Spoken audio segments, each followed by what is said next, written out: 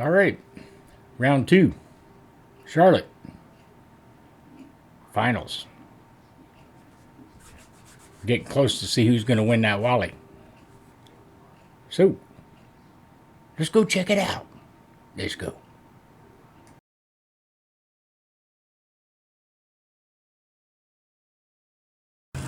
Top Fuel rumbles to life, and in NASCAR country, the NASCAR-style pit stops are becoming a little too routine for Sean Langdon and Doug Coletta's team over the last 2 events, but very quickly repairing the suspension on the front of Sean Langdon's car.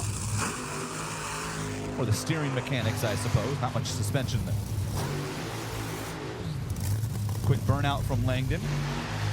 The amount of... I also wonder if Sean didn't go super short burnout there just to make sure that when he hit the throttle, everything felt okay. The amount of trust, the amount of confidence that these drivers have in their team, the tools and the equipment that they have right here. Try to put myself in Sean Langdon's position right there. I don't know. He's a brave soul. Braver than I.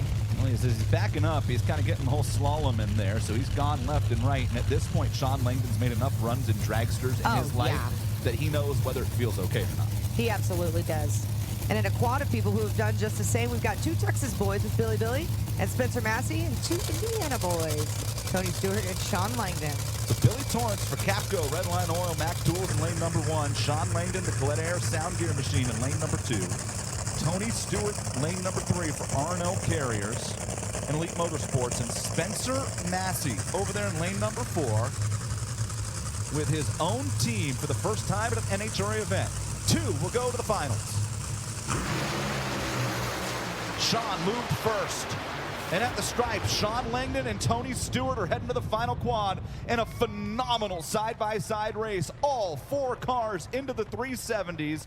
3 of the drivers were 64 or better on the tree. Spencer Massey goes 379.8 with an 047 reaction time, and it wasn't enough somehow. And Sean Langdon and Tony Stewart go to the final quad.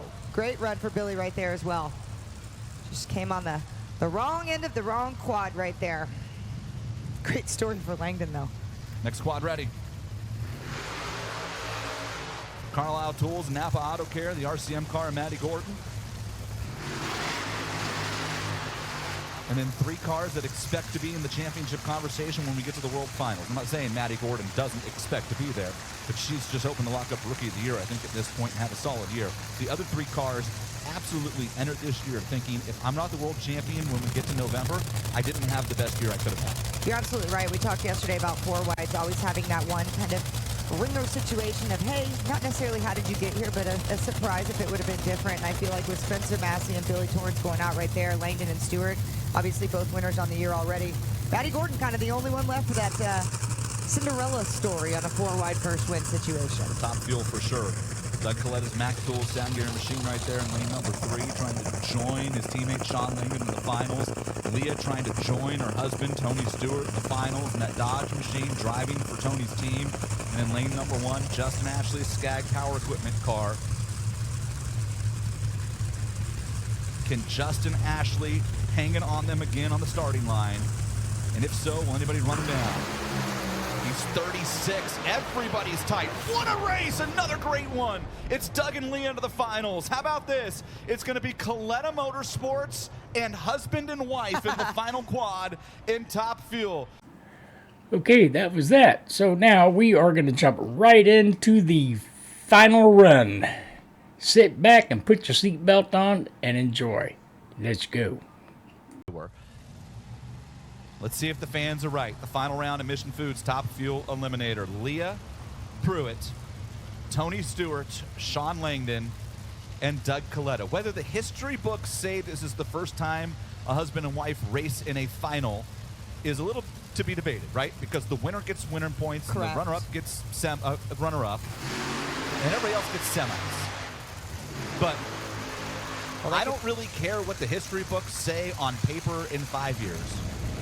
You race fans that are here today for the first time are watching a husband and wife go head-to-head in the final round of a Top Fuel race on the NHRA Tour right now. Now, it just so happens that there's a couple other cars. Just a couple of world champs. That are in between them on the racetrack. No big. Just 2 of the 75 greatest drivers in NHRA history. It's cool. But here we are. So it's Leah in lane 1 for Dodge. Mopar, direct connection. Tony Stewart, Nitro. It's Sean Langdon in lane 2, Coletta Air, Sound Gear, Rev Chem. Doug Coletta in lane 3, Mac Tools. Tony Stewart in lane 4, R&L Carriers, Elite Performance. Final round of Top Fuel, ready to go. 2 world champions in the middle, a Hall of Famer in lane 4, and his wife in lane 1, one of the best. Off the starting line first, Langdon, trouble for Stewart, and at the stripe, the Coletta cars go 1-2, it's Doug getting there first, 3.692. It's Sean getting there second, 3.727. Sean just about drove by him down there, but Doug wins it by 14 thousandths of a second, 369.2, and check out the speed, 342.98 miles per hour. Doug Coletta makes one of the fastest runs in Top Fuel history to win the 4 wides and resets the track speed record in the process. 342.9 with a 369.2.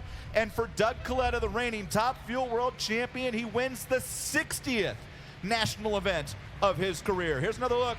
Tony Stewart's going to smoke the tires at the step. It's a 3-horse race, and Langdon on a hole shot gets the runner-up over Leah. His 52 light better than her 95. A 369.2 for Doug at 342 to pace the quad. Sean goes 372.7, 338.